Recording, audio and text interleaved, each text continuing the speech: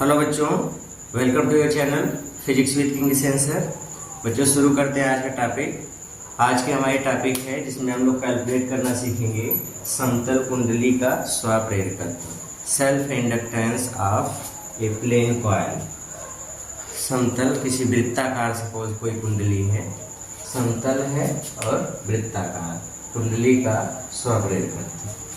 अब कॉइल का self inductance किस तरीके से फाइंड करना है बच्चों, उसके पहले हम लोग स्वप्रेरकत्व के बारे में पढ़ चुके हैं। स्वप्रेरण क्या होता है, सेल्फ इंडक्शन किसे कहते हैं, उसमें हमने देखा था एक कॉइल होती है जिससे में अगर हम वेरिएबल करंट फ्लो कराते हैं तो उससे लिंक्ड मैग्नेटिक फ्लक्स लगातार चेंज होता रहता है। फ्लक्स चेंज होने के कारण उसके अंदर एक ईएमएफ जनरेट हो जाता है और ईएमएफ जनरेट होने से उसके अंदर एक करंट इंड्यूस्ड हो जाती है। अच्छा, ये जो इंड्यूस्ड करंट होती है वो हमेशा जो मेन करंट होती है सर्किट की, उसको बढ़ने या घटने से रोकती है, उसके परिवर्तन को अपोज करती है। और यही जो पूरी घटना है, उसी पूरी घटना को ही हम लोग क्या बोलते हैं, स्वप्रेरण। स्वप्रेरकत्व का फार्मूला भी हमने देखा था। स्वप्रेरकत्व का फार्मूला एक फ्लक्स ग्रंथिका के पदों में होता है L बराबर N∅B/I। एक ये फार्मूला हम लोगों ने पढ़ा। एक दूसरा फार्मूला होता है L बराबर -E/ddt/I। ये है तो एक ही फार्मूला। तो दो फार्मूले हम लोगों ने सेल्फ इंडक्टेंस के पढ़े थे। ओके, तो आज हम लोग सीखेंगे किसी समतल कुंडली का स्वप्रेरकत्व कितना होता है।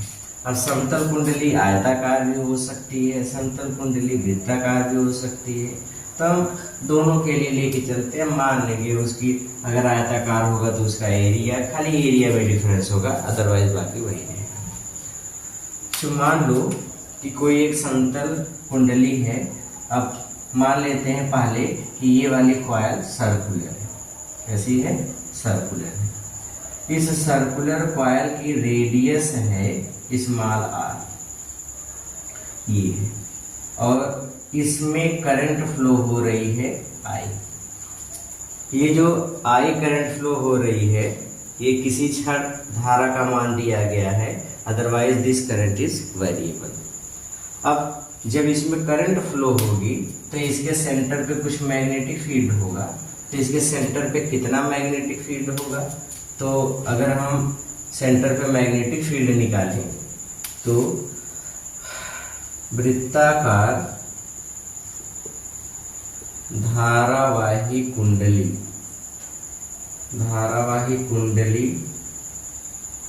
के केंद्र पर चुंबकीय क्षेत्र मैग्नेटिक फील्ड अगर निकालते हैं, मैग्नेटिक फील्ड B किसके बराबर होता है, μ0/2 इंटू I/R। इतना होता है, इतना लिख लीजिए। B बराबर μ0/2 इंटू I/R। मान लीजिए इस कॉइल में टोटल नंबर ऑफ टर्न्स या फेरों की संख्या कुल N है, कैपिटल N। तो कुल मैग्नेटिक फील्ड कितना होगा, तो N फेरों के लिए कुल चुंबकीय क्षेत्र कितना होगा, B बराबर N से गुणा कर देंगे, N इंटू μ0/2 इंटू I/R। इतना मैग्नेटिक फील्ड हमको मिलेगा। तो N फेरे से बद्ध चुंबकीय फ्लक्स चुंबकीय क्षेत्र इतना होता है। ओके, फ्लक्स कितना इससे लिंक्ड होगा, फ्लक्स की वैल्यू निकालें तो इस पूरे एरिया से या कुंडली के तल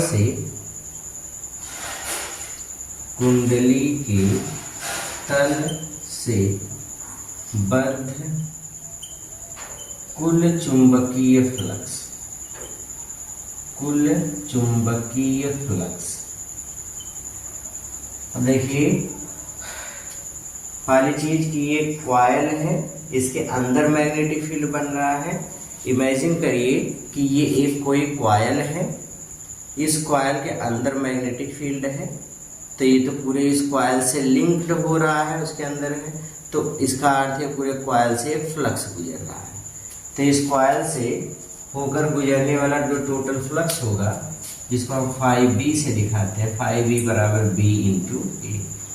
देखो बच्चों, फार्मूला होता है B A cos theta, but यहाँ पे थीटा की वैल्यू 0 डिग्री। हमने आपसे इसके पहले भी एरिया वेक्टर के बारे में डिस्कस किया है कि 2D प्लेन में एरिया वेक्टर दोनों तरफ हो सकता है।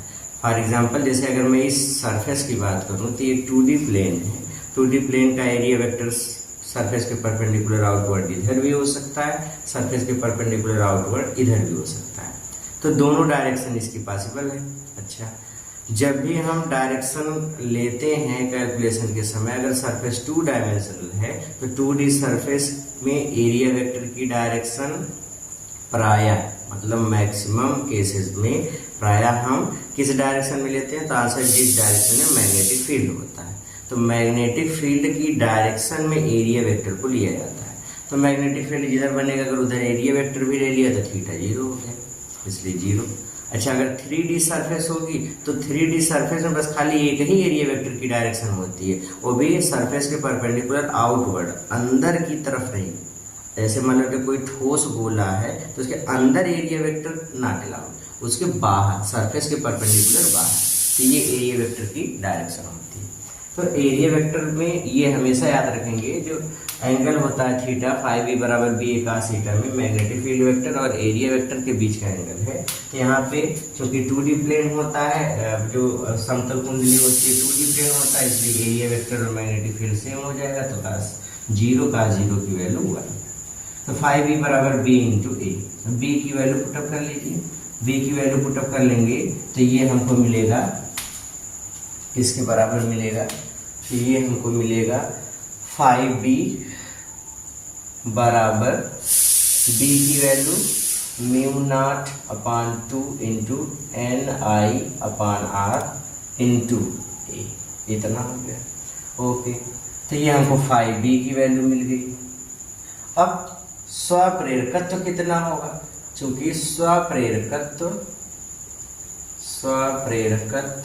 जिसको हम यल से दिखाते हैं, यल का फार्मूला क्या होता है? तो आंसर है N∅B/I। अभी हमने बताया भी था, यल इज इक्वल्स, तो ये हो जाएगा N/I into what is φB, μ0/2 into Ni/r into A. यहाँ I से I मर गया, ये हो जाएगा μ0/2, n का n में गुणा कर दिया n² इंटू A/r। ये किसी भी समतल कुंडली का, जो भी अगर कोई कॉइल, अगर प्लेन कॉइल है तो इस समतल कुंडली के स्वप्रेरकत्व का सूत्र होता है। तो समतल कुंडली के स्वप्रेरकत्व का फार्मूला क्या होगा? तो आंसर है यल बराबर μ0/2 इंटू n² A/r। इतना स्वप्रेरकत्व होता है।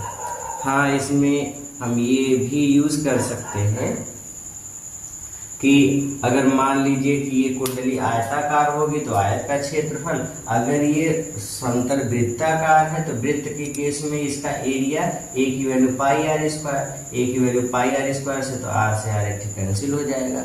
मतलब अगर हम इसके लिए लिखें तो इसके लिए चूंकि एरिया कितना होगा, तो इसके लिए चूंकि एरिया बराबर होगा πr², तो πr² होगा, वैल्यू पुटअप कर लेंगे तो यल बराबर μ0/2 इंटू n² इंटू πr² बटे r।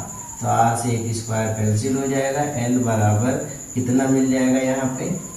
तो l बराबर हमको मिल जाएगा कितना, μ0/2 इंटू πr/n²। ये इतना समतल कुंडली का स्वप्रेरकत्व मिलेगा। कितना? μ0/2 इंटू πr/n², इतना होता है। क्लियर हो गया? ओके, तो बच्चों समतल कुंडली का स्वप्रेरकत्व यल बराबर μ0/2 इंटू πr/n², इसके बराबर होता है। ओके, नोट कर लीजिए। हो गया नोट? तो बच्चों इस तरीके से हम लोग सेल्फ इंडक्टेंस फाइंड करते हैं।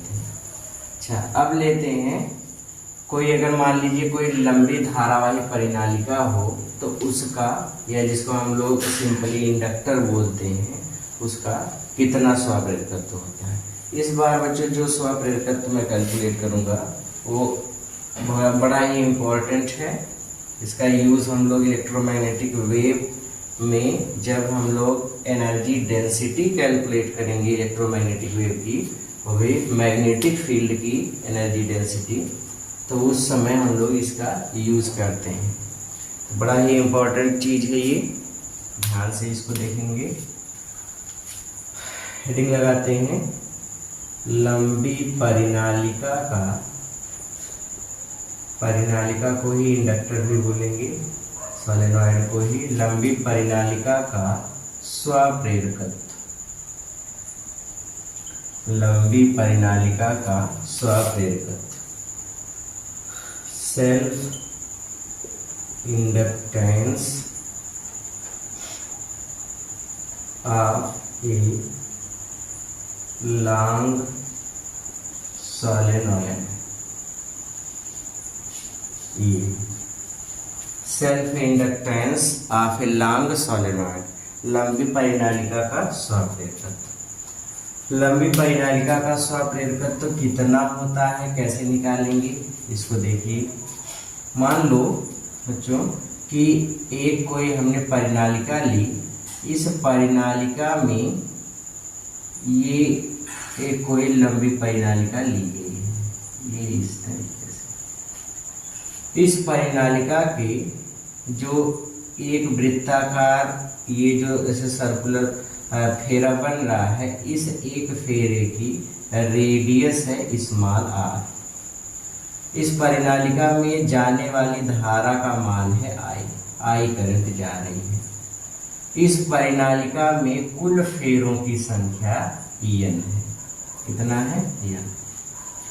इस परिनालिका की टोटल लेंथ है n। ये हम लोग इसके पहले धारावाही परिनालिका के बारे में पढ़ चुके हैं पिछले चैप्टर्स में। धारावाही परिनालिका में हमने ये देखा है कि धारावाही परिनालिका के भीतर चुंबकीय बल रेखाएं हमेशा परिनालिका के एक्सिस के समांतर चलती हैं। तो इसके एक्सिस का एक्सिस यही होगा, तो इसका एक्सिस अगर बना लेते हैं तो एक्सिस इसका यही होगा, जो सबके सेंटर से होकर जाने वाली सीधी लाइन होगी। इसी को हम क्या बोलते हैं? Axis of solenoid, axis of solenoid. अच्छा, यहाँ पे जो मैग्नेटिक फील्ड होता है परिनालिका के भीतर, वो उसके अक्ष के समांतर होता है। तो ये मैग्नेटिक फील्ड हो गया, दिस इज बी। अच्छा, अगर मैं पूछूं बच्चों बी होता कितना है, तो मैग्नेटिक फील्ड बी की वैल्यू, परिनालिका के अंदर मैग्नेटिक फील्ड कितना होता है? बी बराबर mu naught into N into I, इतना मैग्नेटिक फील्ड होता है। बट एक चीज याद रखो कि स्मॉल एन क्या है, तो मैं इसके बारे में आपको बता दूं। स्मॉल एन है नंबर ऑफ टर्न्स इन पर यूनिट लेंथ, इन पर यूनिट लेंथ, मतलब एकांक लंबाई में फेरों की संख्या है। एन क्या है? Number of turns in total, number of total turns in length year, या एन लंबाई में या संपूर्ण लंबाई में, number of turns in total length, ये पूरी लंबाई में कुल फेरों की संख्या। और एन स्मॉल एन क्या है? एकांक लंबाई में फेरों की संख्या। अगर मैं दोनों के बीच रिलेशन निकालूं तो आप ऐसे रिलेशन बना सकते हैं। देखिए रिलेशन ऐसे बन सकता है, चूंकि एन लंबाई, एन तो इसकी पूरी लंबाई है, एन लंबाई में कुल फेरों की संख्या कितनी है? एन लंबाई में कुल कितने फेरे हैं? एन। तो एकांक लंबाई में कितने फेरे होंगे? N by N. अच्छा, एकांक लंबाई में जो फेरों की संख्या होती है, नंबर ऑफ टर्न्स इन पर यूनिट लेंथ, एकांक लंबाई पर यूनिट लेंथ, उसी को हम लोग स्मॉल एन से दिखाते हैं। मीन्स यही चीज क्या हो जाएगी? Small n. तो ये नंबर ऑफ टर्न्स पर यूनिट लेंथ हो गई, ये स्मॉल एन। ओके, तो इस तरीके से हम लोग निकाल सकते हैं स्मॉल एन और कैपिटल एन के बीच रिलेशन। तो स्मॉल एन और कैपिटल एन के बीच रिलेशन ऐसे मिल सकता है। ओके, अब बच्चों अगर मैं इस परिनालिका के हर एक फेरे का सरफेस का एरिया वेक्टर देखूं, तो चूंकि सब जितना भी सरफेस है, अब सरफेस का एरिया वेक्टर, अब चाहे इस साइड मैग्नेटिक फील्ड है तो हर एक फेरा, सब इंडिविजुअल फेरा है, तो हर एक फेरा एक 2D प्लेन बनाएगा और उसकी एरिया वेक्टर सरफेस के परपेंडिकुलर बाहर की तरफ होगी। अच्छा, सरफेस के परपेंडिकुलर बाहर की तरफ याद रखो कि ये जो प्लेन बनेगा इसमें हर एक फेरा अलग है, एक फेरा फिर उसके आगे दूसरा फिर तीसरा फिर ऐसे, तो फेरे अलग अलग है। तो एक फेरा एक 2D सरफेस की तरीके से काम करेगा। तो उसमें अगर मैग्नेटिक फील्ड इधर है तो मैग्नेटिक फील्ड की डायरेक्शन में ही एरिया वेक्टर लेना है, मतलब थीटा की वैल्यू 0 डिग्री, तो बी ए कास थीटा में कास 0 की वैल्यू 1, तो 5b जब निकालेंगे तो हमेशा 5b बराबर b इंटू ए लिखा जाएगा। ओके, तो इतना तो हमने अभी तक क्या सीख लिया, परिनालिका के भीतर मैग्नेटिक फील्ड इतना होता है, स्मॉल एन और कैपिटल एन के बीच रिलेशन होता है स्मॉल एन बराबर कैपिटल एन बाई एल, इतना होता है। स्मॉल एन को एकांक लंबाई में फेरों की संख्या कहते हैं, कैपिटल एन पूरी लंबाई में कुल फेरों की संख्या है ये। और हमको निकालना है स्वप्रेरकत्व। तो बच्चों स्वप्रेरकत्व निकालने के लिए सबसे पहले हम निकालने की कोशिश करते हैं कि बताइए इसमें या टोटल फ्लक्स ग्रंथिका कितनी है। सबसे पहले हम निकालते हैं इस पूरे कॉइल में फ्लक्स ग्रंथिका, या सबसे पहले चुंबकीय फ्लक्स निकाल लेते हैं। तो निकालते हैं कुंडली या परिनालिका के संपूर्ण या परिनालिका के एक फेरे से, पहले एक फेरे से निकालते हैं, एक फेरे से बद्ध कुल चुंबकीय फ्लक्स,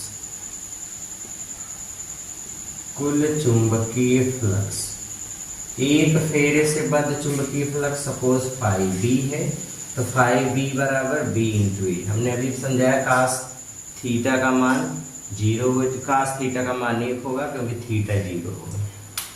5b बराबर b की वैल्यू किसके बराबर है, म्यू नॉट n इंटू आई।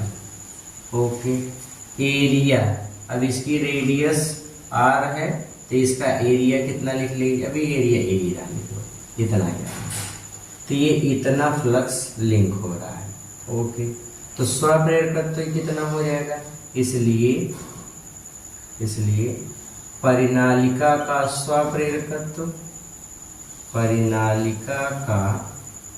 स्वप्रेरकत्व निकालेंगे तो इसके स्वप्रेरकत्व का फार्मूला या प्रेरकत्व का formula n5b by I, value put up कर लीजिए, तो n बराबर n upon I into what is 5b is equals mu naught n into I into A, इतना हो गया। इसमें कुछ टर्म कैंसिल हो गया, जैसे n से n कैंसिल हो गया, तो ये हमको मिल जाएगा बच्चों n बराबर mu naught into small n into capital N into A, mu naught small n capital N into A. अब देखो हम लोग चाहे स्मॉल n के टर्म में मान रख लें चाहे कैपिटल N के टर्म में रख लेते हैं। अगर मैं इसी को कैपिटल N के टर्म में लिखता हूँ तो कैपिटल N के टर्म में लिखेंगे तो स्मॉल n की वैल्यू पुटअप कर लीजिए, तो हम इसको ऐसे लिख सकते हैं n बराबर mu naught into small n के स्थान पे कैपिटल N बाई एल, तो ये हो जाएगा n by L into n into A, multiply कर दिया तो n बराबर mu naught into n square A by L, इतना इसका प्रेरकत्व का फार्मूला ये मिल जाएगा, मतलब इतना प्रेरकत्व होता है। लेकिन अगर हम यहीं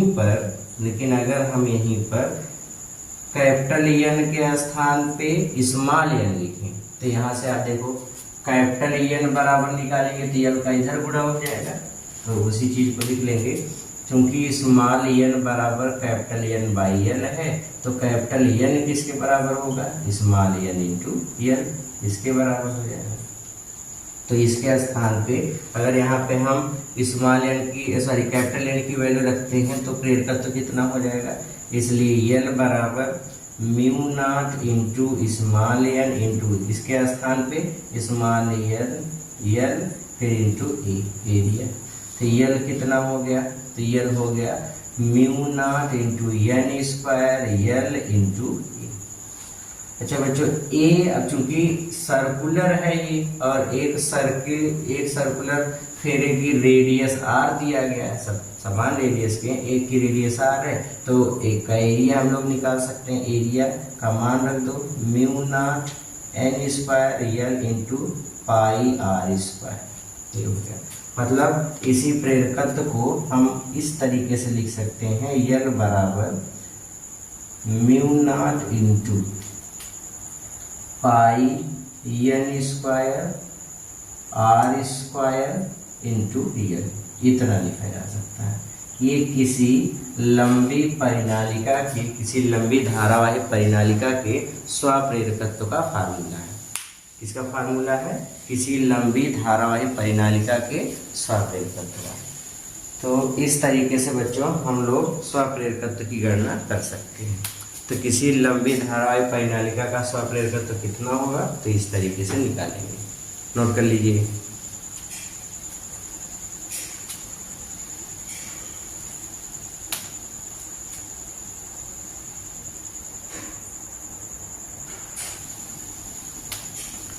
तो बच्चों इस तरीके से अभी तक हम लोगों ने स्वप्रेरकत्व की गणना करना सीखा कि कैसे कैसे स्वप्रेरकत्व निकाल सकते हैं किसी परिनालिका का, किसी प्लेन कोई कुंडली है उसका। अब बात कर लेते हैं अन्योन्य प्रेरण की, या अन्योन्य प्रेरकत्व कैसे निकालते हैं। तो बच्चों इसके पहले हमने वीडियो या इसके पहले चैप्टर में इसके पहले वाले टॉपिक में हम लोगों ने ये पढ़ा कि अन्योन्य प्रेरण क्या होता है। इसमें दो कॉइल होती हैं, दोनों कॉइल पास पास में होती हैं, मैक्सिमम केस में समाक्ष होती हैं। अगर समाक्ष नहीं है मतलब एक ही एक्सिस की होती हैं, अगर उनके एक्सिस एक जैसे नहीं हैं तो उनको हमें किसी नर्म लोहे के क्रोड से जोड़ देते हैं। क्यों जोड़ देते हैं इसके बारे में हम ट्रांसफार्मर जब पढ़ाएंगे आपको तो बताएंगे। वहाँ पे चुंबकन विचुंबकन ऐसा होता है जैसे कण मैग्नेटिक फ्लक्स लिंक हो सकता है। मेन चीज है प्राइमरी वाले कॉइल में करंट फ्लो कराने से सेकेंडरी वाले कॉइल के अंदर मैग्नेटिक फ्लक्स लिंक होना चाहिए, तो मेन चीज यही है। अच्छा, तो जब हम पास पास में दो कुंडलियों को रख करके एक कुंडली में परिवर्तनशील धारा प्रवाहित करते हैं, वेरिएबल करंट फ्लो कराते हैं, तो वो वेरिएबल करंट के कारण जो मैग्नेटिक फ्लक्स चेंज होता है वो चेंजिंग मैग्नेटिक फ्लक्स सेकेंडरी मतलब दूसरी वाली कुंडली से भी लिंक हो जाता है। अब दूसरी कुंडली के फेरे से बद्ध चुंबकीय फ्लक्स में परिवर्तन होगा तो फैराडेज लॉ के अकॉर्डिंग उसके अंदर एक ईएमएफ जनरेट हो जाएगा। अब चूंकि सर्किट क्लोज्ड होती है इसलिए उसमें एक इंडिविजुअल करंट फ्लो होती है, और यही पूरी घटना ही क्या कहलाती है, अन्योन्य प्रेरण। और दो कुंडलियों के बीच के अन्योन्य प्रेरकत्व का फार्मूला भी हम लोगों ने पढ़ा। अन्योन्य प्रेरकत्व का फार्मूला क्या होता है, M बराबर N2∅2 डिवाइड बाई I1, जहाँ पे N2∅2 द्वितीयक कुंडली से बद्ध कुल चुंबकीय फ्लक्स ग्रंथिकाओं की संख्या, I1 क्या है, प्राथमिक कुंडली में धारा। I1 को हम क्या बोलते हैं, current in primary coil, current in primary coil. और N2∅2 इस टर्म को क्या बोलते हैं, फ्लक्स ग्रंथिका, flux linkage in secondary coil, द्वितीयक कुंडली से बद्ध फ्लक्स ग्रंथिका है। तो ये होता है। एक दूसरा भी फार्मूला हम लोगों ने पढ़ा, M किसके बराबर होता है, तो -E2/ddt ऑफ I1, ये जहाँ पे ये है rate of change in current, rate of change of current in primary coil, प्राथमिक कुंडली में धारा परिवर्तन की दर है। और E2 इंड्यूस्ड ईएमएफ है, ये इंड्यूस्ड ईएमएफ होता है इन सेकेंडरी कॉइल। तो बच्चों हम लोगों ने देखा कि हमेशा जब भी अन्योन्य प्रेरकत्व या म्यूचुअल इंडक्टेंस फाइंड करेंगे तो करंट हमेशा प्राइमरी कॉइल में चेंज कर रहे हैं, फ्लक्स ग्रंथि का सेकेंडरी कॉइल की लिंक हो रही है। इसी तरीके से rate of change in current primary coil भी कर रहे हैं, पहली कुंडली में या प्राथमिक कुंडली में धारा बदलेंगे, ईएमएफ सेकेंडरी वाले भी जनरेट होगा। तो फार्मूला याद कर लेंगे, अच्छे से समझ लेंगे, यही फार्मूला हमको यूज में मिलेगा। आ जाइए हम लोग देखते हैं दो कुंडलियों के बीच का, अगर दोनों कुंडलियां एक ही एक्सिस की हैं, समाक्ष हैं, तो दो कुंडलियों के बीच का अन्योन्य प्रेरकत्व कितना होता है। तो हेडिंग लगाते हैं बच्चों, दो समाक्ष मतलब एक ही एक्सिस की, दो समाक्ष कुंडलियों के बीच का अन्योन्य प्रेरकत्व, दो समाक्ष कुंडलियों के बीच का अन्योन्य प्रेरकत्व।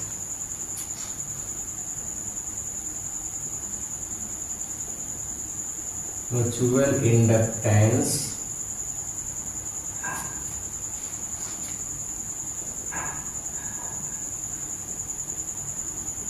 in between two coaxial coils।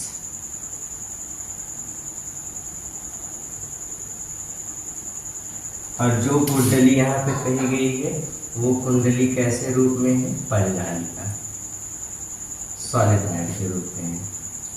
ये है, मान लो बच्चों कि ये एक कॉइल है, मान लो ये प्राइमरी कॉइल हम बना रहे हैं, प्राइमरी कॉइल ये इस तरीके से है, इसमें फेरों की संख्या है, ये प्राइमरी कॉइल है, इसमें करंट फ्लो हो रही है I1, इसमें कुल फेरों की संख्या है सपोज N1, कितनी है N1 is the total number of turns in primary coil। अगर N1 फेरे हैं, इसकी लेंथ टोटल है L, तो इसके एक्सिस पर करंट फ्लो कराने पर इसके एक्सिस पर ये इसकी एक्सिस होगी। अभी हम लोगों ने इसके पहले भी पढ़ा परिनालिका का सॉफ्टवेयर कैलकुलेट करते समय, ये इसकी एक्सिस होगी, इसके एक्सिस पर मैग्नेटिक फील्ड इसके एक्सिस के पैरेलल होता है। तो कितना मैग्नेटिक फील्ड बनेगा, सपोज पहली वाली कॉइल का जो मैग्नेटिक फील्ड है B1 है, तो मैग्नेटिक फील्ड कितना होता है mu naught N into I। तो पहले वाले में mu naught N into I1, क्योंकि करंट I1 है। What is N? तो बच्चों N और कैपिटल N का रिलेशन हमने पढ़ा, N किसके बराबर होता है, कैपिटल N बाई N, इसके बराबर होता है। अच्छा, तो N के स्थान पे अगर कैपिटल N वाला टर्म लिखेंगे तो इसके पूरी इसके एकांक लंबाई में फेरों की संख्या को आप लिख सकते हैं B1 बराबर म्यू नॉट इंटू N के स्थान पे कैपिटल N बाई L, लेकिन यहाँ N के स्थान पे N1 फेरे हैं तो N1 इंटू I1, इतना मैग्नेटिक फील्ड बनेगा। मतलब इसके भीतर कितना मैग्नेटिक फील्ड होता है, B1 बराबर mu naught into N1 I1 अपान L, इतना मैग्नेटिक फील्ड होता है। ओके, तो अब देखते हैं, तो मैग्नेटिक फील्ड तो अब निकाल, जब मैग्नेटिक फील्ड मिल गया तो हम लोग क्या चीज निकाल सकते हैं बच्चों, तो आंसर हम लोग फ्लक्स की कैलकुलेशन कर सकते हैं, कितना फ्लक्स होगा, फ्लक्स निकाल के देखते हैं। अच्छा, इसी पे जो द्वितीय कुंडली एक और कॉइल है जिसकी एक्सिस सेम इसी पर है, ये दोनों कोएक्सियल है, ये दूसरी कुंडली, ये जो डॉटेड से हमने दिखाया है। अब ये तो वैसे फिगर बड़ा ही कंफ्यूजिंग वाला हो गया है, बट इसको समझने की कोशिश करेंगे कि कैसे कैसे ये बना हुआ है। तो आंसर ऐसे ऐसे बना हुआ है, जैसे जैसे हम बना रहे हैं।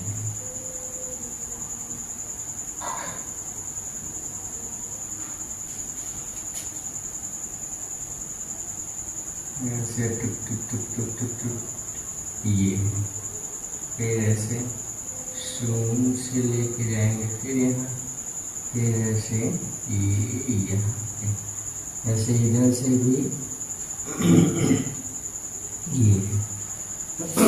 अब तो कुछ समझ में आ रही है बात कि हाँ ऐसे ऐसे बना है। बच्चों ये जो सेकेंडरी कॉइल है, ये कॉइल है सेकेंडरी कॉइल। इस सेकेंडरी कॉइल का ये जो एक फेरा है, पहले तो सेकेंडरी कॉइल में कुल फेरों की संख्या है N2। ओके, इसके भी एक्सिस की लेंथ सेम है, L है इसकी। बट सेकेंडरी वाले कॉइल की जो रेडियस है, एक फेरे की जो रेडियस है, वो रेडियस सपोज R2, और या हम ऐसे मान लें सेकेंडरी वाले कॉइल का जो एरिया है वो एरिया है कैपिटल A के बराबर। तो याद रखेंगे कि एरिया सेकेंडरी कॉइल का हमने लिया है A के बराबर। ओके, ठीक है। आते हैं हम लोग अन्योन्य प्रेरण की घटना पे। तो जो अन्योन्य प्रेरण में हमने क्या पढ़ा, हमने यही पढ़ा है कि एक कॉइल में वेरिएबल करंट फ्लो कराओ।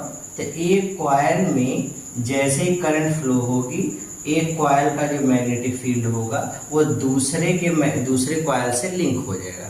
मतलब एक में जो मैग्नेटिक फील्ड क्रिएट हुआ वो दूसरे के फेरों के अंदर से लिंक हो जाएगा।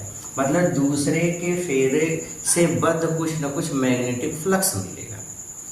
अब मैग्नेटिक फ्लक्स मिल जाएगा, अगर फ्लक्स चेंज होगा तो सेकेंडरी में ईएमएफ जनरेट होगा, सर्किट क्लोज होगी तो करंट बनेगी। यही अन्योन्य प्रेरण है। अच्छा, तो सबसे पहले हम ये देखें कि सेकेंडरी कॉइल में कुल कितना फ्लक्स लिंक हो रहा है, तो कैलकुलेट करके देखते हैं। तो यहाँ पे लिखते हैं द्वितीयक कुंडली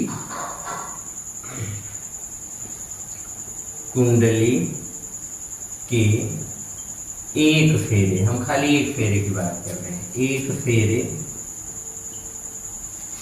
से बद्ध चुंबकीय फ्लक्स। मान लो सेकेंडरी कॉइल है तो φ2 किसके बराबर होता है, B इंटू A। अब ध्यान से देखिए, ये जो मैग्नेटिक फील्ड हम ले रहे हैं, मैग्नेटिक फील्ड तो प्राइमरी वाले कॉइल का ही लिंक हो रहा है। ये जो करंट I1 गई, इस I1 करंट ने एक्सिस के ही पैरेलल एक मैग्नेटिक फील्ड बना लिया। तो यही मैग्नेटिक फील्ड ही तो सेकेंडरी वाले के अंदर भी जा रही है, मतलब वही मैग्नेटिक फील्ड लिंक हो रही है, जिसको हमने B1 नाम दिया है। तो प्राइमरी कॉइल का ही मैग्नेटिक फील्ड लिंक हो रहा है, ये हो गया। तो φ2 बराबर B1 इंटू A। ओके, तो इतना फ्लक्स हो गया। अच्छा, तो कितना इसका अन्योन्य प्रेरकत्व होगा, इसलिए हम अन्योन्य प्रेरकत्व निकालें। तो ऐसे लिख लेंगे, इसलिए दोनों कुंडलियों के बीच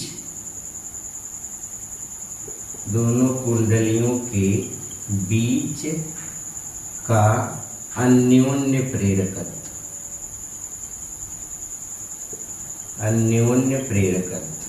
जिसको हम m से दिखाते हैं।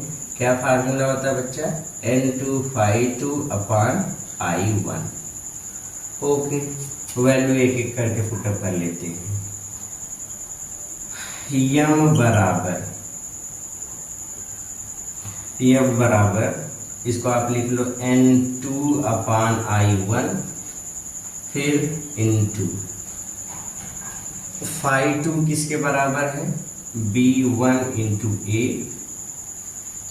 डिवाइड बाई, पहले तो इतना I1 ही हो गया, φ2 की वैल्यू रख लिए N2 by I1 into phi 2 का मान यहाँ पे रख लिया। अब सबकी वैल्यू एक एक करके पुटअप करते हैं, मैग्नेटिक फील्ड की, एरिया की, सबकी वैल्यू रखना शुरू करते हैं।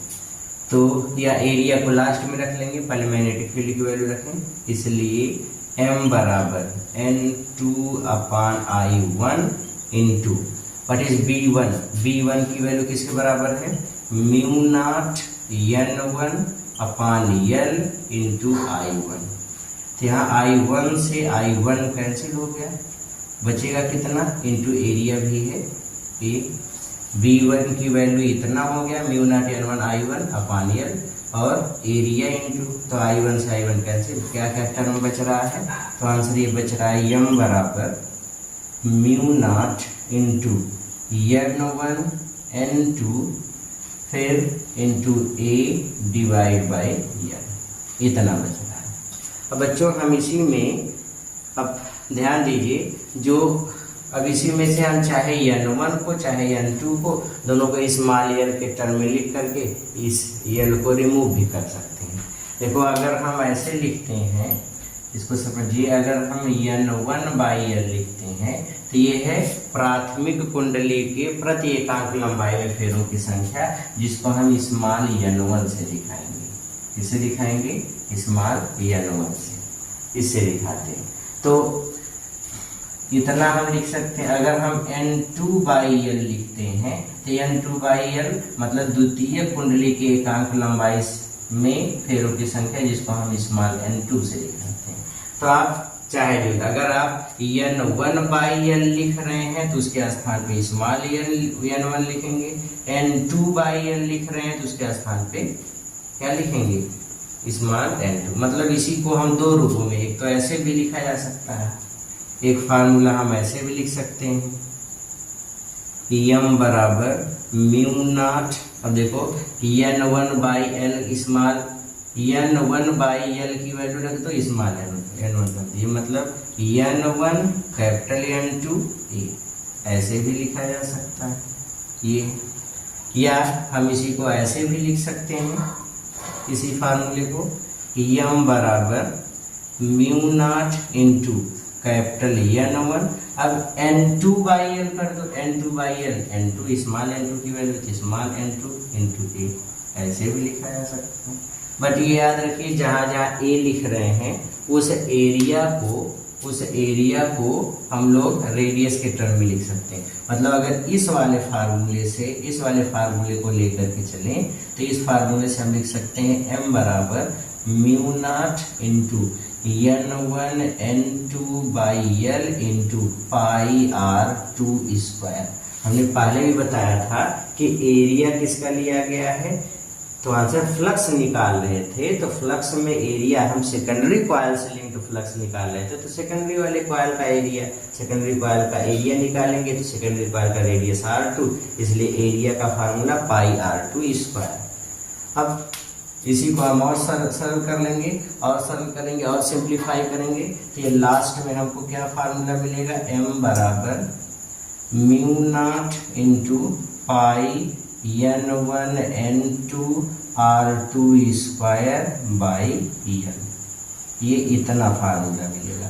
तो ये फार्मूला होता है या ये सूत्र होता है किसी दो समक्ष परिनलिकाओं के बीच का या कुंडलियों के बीच का अन्योन्य प्रेरकत्व का।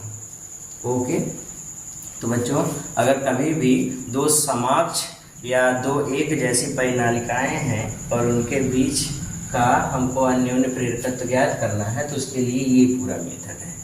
क्लियर हो गया, पूरा डेरिवेशन खूब अच्छे से समझ लेंगे और टॉपिक को खूब बढ़िया से तैयार कर लेंगे। मिलते हैं हम लोग नेक्स्ट वीडियो में, तब तक पढ़ते रहिए, मेहनत करते रहिए। All the very very very best.